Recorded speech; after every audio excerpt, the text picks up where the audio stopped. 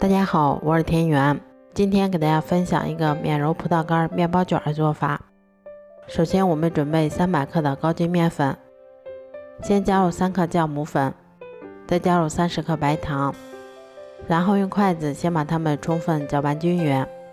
搅匀后，我们先打入2颗鸡蛋，鸡蛋的重量大约是120克，然后再少量多次的加入大约80克的牛奶。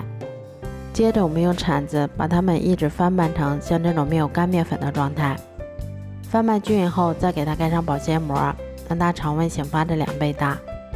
醒好后，我们先给它揉一揉，排出里面的空气，然后再用手先把它搓成长条，再用刀把它切成大小均匀的小剂子。我们取一个小剂子，先把它擀成厚度约3毫米的牛舌状饼皮。擀好后，我们在表面先摆放一些葡萄干，然后我们再像这样先把它从一头慢慢的卷起来。卷好后，我们再把它轻轻的按扁一些，然后再把它擀成一张厚度约3毫米的长方形饼皮。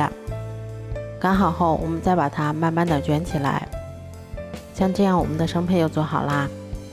都做好后，把它们依次放到铺有硅油纸的烤盘里面，然后再给它盖上保鲜膜，让它2次醒发30分钟左右。